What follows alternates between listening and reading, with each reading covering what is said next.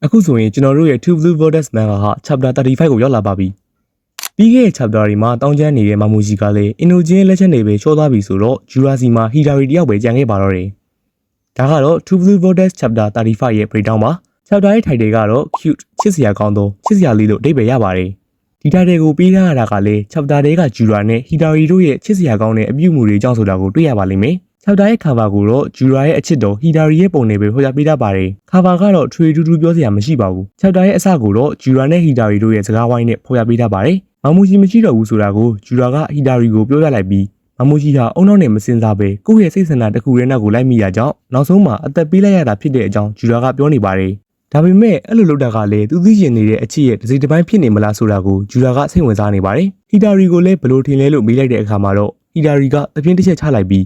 းမာမူဂျီရဲ့ဆိုးဘက်ကနှမျောစရာကောင်းတဲ့အကြောင်းနဲ့မာမူဂျီကိုတက်ပြီးတိတ်မကြခင်မှာပဲဆိုးဘက်ကအငွေ့ပြန်သွားတာမလို့အချိန်မမီလိုက်ဘူးဆိုပေမဲ့အရှိကရူးနဲ့မဆူရီတို့ရဲ့ကိစ္စမှာတော့အဲ့လိုဟုတ်မနေဘူးဆိုတာကိုထောက်ပြလိုက်ပါတယ်။ပြောရရင်မာမူဂျီကိုကယ်ဖို့အချိန်မလောက်ခဲ့တာမှန်ပေမဲ့ရူးနဲ့မဆူရီတို့ကိုကြတော့ကယ်ဖို့အတွက်အချိန်လုံလောက်ခဲ့ရတော့ဂျူရာကသူတို့ကိုဂရုမစိုက်ပဲဘိုးရိုနဲ့ခါဝါကီကိုချပြီးသားပြန်လာခဲ့တာပါ။ဟီဒါရီကိုပြန်ကယ်ခဲ့တယ်လို့မျိုးရူးနဲ့မဆူရီကိုဘာလို့ပြန်မကယ်ခဲ့ရလဲဆိုတာကိုဟီဒါရီကလည်းသိချင်နေပါတယ်။တနည်းအားဖြင့်ဂျူရာကဟီဒါရီကလွဲရင်ကြံတဲ့ရှင်ဂျူကောင်တွေကိုပြန်မကယ်ခဲ့ပါဘူး။ဂျူရာကလည်းဟီဒါရီရဲ့မိကုန်းကိုခဏတာစဉ်းစားလိုက်ပြီးသူကိုယ်တိုင်တော့ဘာလို့ဟီဒါရီကိုပဲပြန်ကယ်ပေးမိခဲ့လဲဆိုတာကိုတခါမှမစဉ်းစားဘူးတဲ့အကြောင်းပြန်ဖြေလိုက်ပါတယ်။တေချာတစ်ခုကတော့ဂျူရာအနေနဲ့ဟီဒါရီမရှိတော့ဘူးလို့စဉ်းစားမိတဲ့အချိန်တိုင်းဝမ်းနေတဲ့ခံစားချက်မျိုးကိုခံစားမိနေပါတယ်။အဲ့ဒါကြောင့်ပဲဟီဒါရီကိုပြန်ကယ်ခဲ့ရတာဖြစ်တဲ့အကြောင်းဂျူရာကပြန်ပြောလိုက်တဲ့အခါမှာတော့ဟီဒါရီကလည်းရှက်တယ်လို့မကြိုက်တယ်လို့အမူအရာဖြစ်သွားပါတယ်။နောက်ပြီးသူ့စီကနေထပ်ပြီးတော့မပြောက်သွားဖို့ဂျူရာကဟီဒါရီကိုပြောနေပါတယ်။ဂျူရာရဲ့စကားကြောင့်ဟီဒါရီအနေနဲ့စိတ်မသက်မသာဖြစ်သွားစီရမှန်ပေမဲ့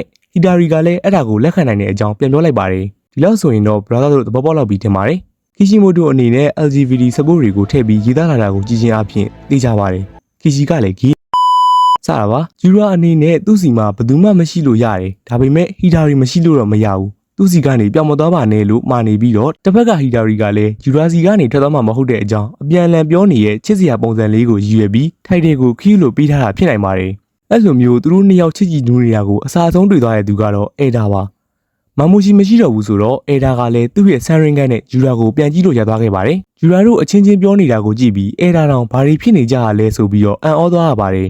်တစ်ဖက်မှာတော့ဆာရဒါကမျက်မှန်ပေါ်ပြန်ချင်ပြီးတော့ဆိုင်ထဲကနေထွက်လာခဲ့ပါတယ်။အဲ့ဒီအချိန်မှာပဲဥဇူမာကီတစိမ့်ပါတဲ့ခုနိုင်တက်လက်ကဆာရဒါရဲ့အရှိကိုပြုတ်ကျလာပါတယ်။ဒါကအပေါ်ကကျလာတာမလို့အပေါ်ကိုမောကြည့်လိုက်တဲ့အချိန်မှာတော့အပေါ်မှာဘိုးရိုကိုတွေ့လိုက်ရပါတယ်။ဘိုးရိုကဆာရဒါကိုသူ့နောက်လိုက်ခဲ့ဖို့အချက်ပြပြီးတော့ဆာရဒါကိုတနေရာခေါ်သွားလိုက်ပါတယ်။ခိုဂျီကစိတ်ချင်းဆက်ကျေးဇူးကိုသုံးဖို့လူလာတဲ့ဘယ်ချိန်ဖြစ်ဖြစ်အင်နိုဂျင်ကိုသူ့ရဲ့ဖားကနေတဆင့်ခေါ်လိုက်မှဖြစ်တဲ့အကြောင်းအင်နိုဂျင်ကိုပြောနေပါတယ်။အဲ့ဒါကြောင့်အင်နိုဂျင်ဟာရေချိုးနေတုန်းပဲဖြစ်ဖြစ်အိမ်နေတုန်းပဲဖြစ်ဖြစ်နောက်ဆုံးအိမ်နာသက်နေတဲ့အချိန်မှတော့မှပဲအမြဲတမ်းအသင့်ပြင်ထားရတော့မှဖြစ်ပါတယ်။တစ်ဖက်ကခါဝါကီကလည်းအာမာဒိုရဲ့အခန်းထဲကိုရောက်တဲ့အချိန်မှာဖားလေးတွေအများကြီးရှိနေတာကိုတွေ့လိုက်ရပါတယ်။တကယ်တော့အဲ့ဒါတွေကခိုဂျီရဲ့ဖားတွေနဲ့ပုံစံတူတဲ့ဖားတွေဖြစ်ပြီးတော့အာမာဒိုကိုယ်တိုင်တီထွင်ထားတာဖြစ်ပါတယ်။နောက်ပြီးတော့အဲ့ဒီဖားတွေဟာတိတ်ပန်လက်လက်ပစ္စည်းတွေဖြစ်တာမလို့ခါဝါကီရဲ့စကူနာဟီကူနာနဲ့ကျုပ်ပြစ်လို့ရပါတယ်။အမာဒိုကခါရာတဖွဲလုံးရဲ့အခရာဖြစ်ပြီးတော့ခါရှင်ခိုဂျီဆိုတာကလည်းသူကိုယ်တိုင်တီထွင်ထားတဲ့တိတ်ပန်လူသားတစ်ယောက်ဖြစ်ပါတယ်။အဲဒါကြောင့်ခိုဂျီရဲ့ဖားတွေကိုပုံစံတူလိုက်လို့ဖို့ဆိုတာကအမာဒိုအတွက်ထမင်းသားရေတောက်အဆင့်လောက်ပဲရှိပါတယ်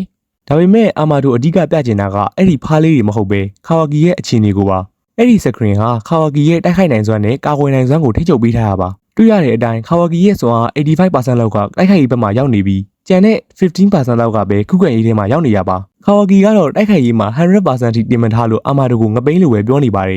ဒါပေမဲ့အဲ့ဒီ15%ကြောင့်သာလင်ခါဝါကီအခုချိန်ထိအသက်ရှင်နေရဖြစ်ပါတယ်ပြီးခဲ့တဲ့ဘက်ထဲမှာဆိုရင်ခါဝါကီကအပူလွန်သွားခဲ့ပြီးအဲ့ဒီ15%လောက်သာကာကွယ်ရေးအတွက်သုံးမထားဘူးဆိုရင်အခုချိန်တည်နေလောက်ပါပြီခါဝါကီကိုအာမာဒိုခေါ်လိုက်ရတာကလည်းခါဝါကီရဲ့ဆန္ဒကိုဖြည့်ဆည်းပေးခြင်းလို့ဖြစ်ပြီးအာမာဒိုကသူ့ရဲ့ဖားလေးနဲ့တခုခုလုပ်လိုက်တဲ့အချိန်မှာခါဝါကီရဲ့တိုက်ခိုက်ရေးက100%ထိတက်သွားခဲ့ပါတယ်အဲ့ဒါဟာကိန်းကနန်းနေပြောင်းလဲသွားတာမဟုတ်ပဲခါဝါကီရဲ့တကယ်တိုက်ခိုက်ရေးစွမ်းရည်တွေက100%ထိရောက်သွားတာဖြစ်ပါတယ်အဲ့လိုပြောင်းနိုင်မှုအတွက်ခါဝါကီရဲ့ level မှာရှိနေတဲ့ဖားခိုင်တဲ့စင်အာမာဒိုကအဝေးကနေစိတ်နေပဲထိန်းချုပ်ပြောင်းလဲလိုက်တာဖြစ်ပါတယ်အဲ့လိုလုပ်ဖို့ရည်ရွယ်ချက်နဲ့ပဲအဲ့ဒီဖားလေးတွေကိုတည်တွင်ခဲ့တာဖြစ်ပြီးပုံမှန်အခြေအနေမှာဆိုရင်ခါဝါကီရဲ့ခုခံနိုင်စွမ်းကို100%ထိထားပေးထားမှာဖြစ်လို့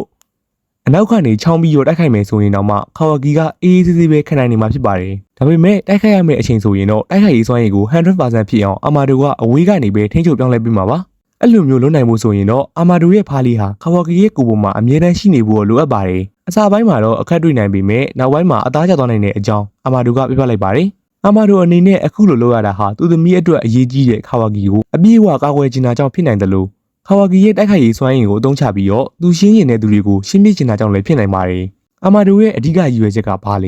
သူသမီးကိုအသက်ပြန်သွင်းမှုကပဲသူ့ရဲ့အဓိကရည်ရွယ်ချက်လား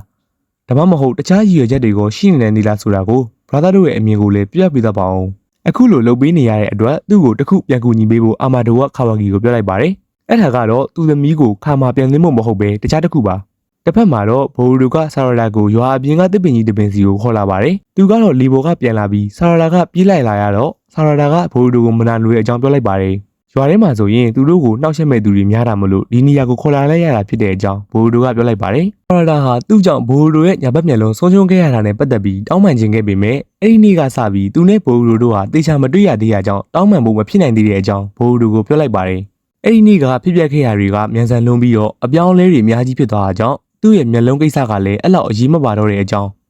အခုလိုပုံစံကသူ့ကိုပို့ပြီးတော့အထာချသွားစေတဲ့အကြောင်းဘိုဒိုကတောက်ခွက်ပြောင်းနေပါတယ်ခုတ်ကဆာရတာကိုပြစ်မှတ်ထားနေပြီးဘိုဒိုကိုဖမ်းဖို့အတွက်တစားကန်အနေနဲ့ခေါ်သွားဖို့ကြံနေတဲ့အကြောင်းကိုဘိုဒိုကဆာရတာကိုရှင်းပြနေပါတယ်မမူရှိနဲ့တိုက်ပွဲဖြစ်နေစဉ်အတော်အတွင်းမှာခုတ်ကသူ့ရဲ့လက်သေးမတ်တွေကိုရွာနဲ့မှဖျက်ထားခဲ့ပါတယ်ခါဝါကီရဲ့စကူနာဟီကူနာနဲ့လက်သေးမတ်တွေကိုကျုံလိုက်လို့ရတယ်ဆိုပေမဲ့လက်သေးမတ်တွေကအရန်များလွန်းတဲ့အတွက်ရဲတပ်ဖွဲ့တစ်ခုလုံးကူညီမယ်ဆိုရင်တော့မဖြစ်နိုင်ပါဘူးနောက်ပြီးတော့အရင်တကာကလိုခုတ်ရဲ့ချောင်းသားထောင်တာမျိုးကိုလည်းခံရနိုင်ပါတယ်အဲ့ဒါကြောင့်လေဘိုဒိုကဆာရတာကိုဒီနေရာခေါ်လာလိုက်ရတာဖြစ်ပြီးနောက်တစ်ခုကတော့ဆာရတာကိုသူ့ရဲ့မထေအမတ်သားလေးတွေပေးချင်လို့ဖြစ်ပါတယ်ဆာရတာကိုခုတ်ရဲ့အကြောင်းပြောပြရတာဟာအနေရကိုကြိုတရီထားနိုင်မှုတွေမဟုတ်ပဲခုတ်ဖမ်းတာကိုပါခံစီခြင်းတဲ့အကြောင်းဘိုဒိုကပြောလိုက်ပါတယ်ခုတ်ကဆာရတာကိုဖမ်းပြီးရတဲ့သူ့ရဲ့နေရာကိုခေါ်သွားမှာဖြစ်ပြီးဘိုဒိုကလည်းဆာရတာစီမှာရှိနေတဲ့သူ့ရဲ့အမတ်သားတွေနဲ့အနောက်ကနေလိုက်လာမှာဖြစ်ပါတယ်တနည်းအားဖြင့်ဆာရတာနဲ့မြားခေါ်ပြီးခုတ်ရဲ့နေရာကိုသိအောင်လုပ်ဖို့ဖြစ်ပါတယ်ခုတ်ဘယ်နေရာကိုပဲခေါ်သွားပါစီရောက်တဲ့နေရာမှာမထေအမတ်သားလေးတွေကိုအောက်ပြစ်ချထားဖို့ဘိုဒိုကဆာရတာကိုမှားနေပါတယ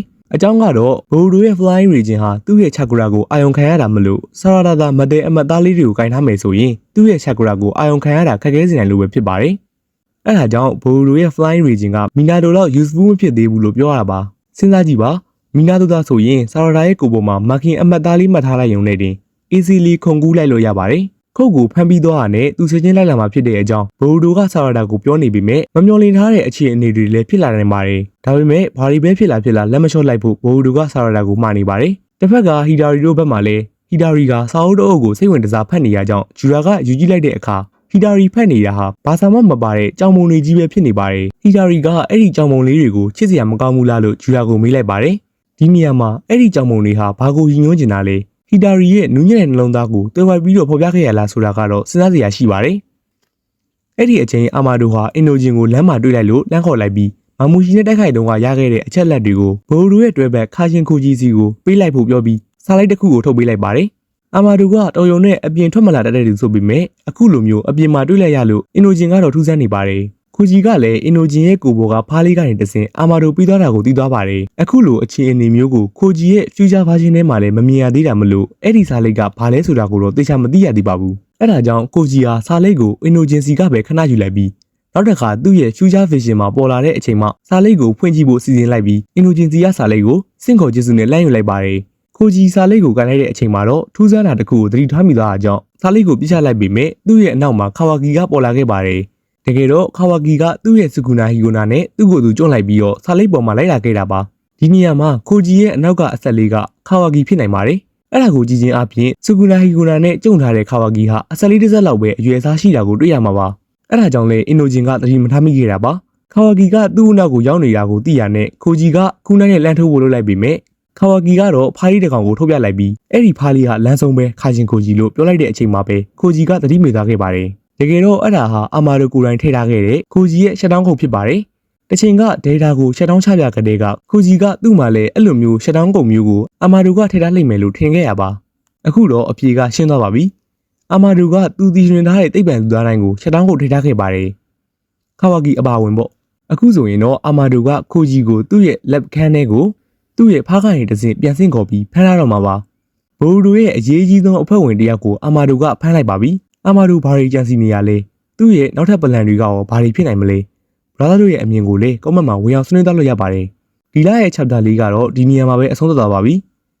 နောက်နေ့ဒီမှာလည်းအာမာဒိုနဲ့ပတ်သက်ပြီးတော့ prediction တွေ theory တွေကိုဆက်လက်ပြီးတင်ဆက်ပေးသွားမှာမလို့ channel လေးကို subscribe လုပ်သားပေးဖို့တောင်းဆိုချင်ပါတယ်နောက်ဗီဒီယိုတွေမှာပြန်တွေ့ကြတာပေါ့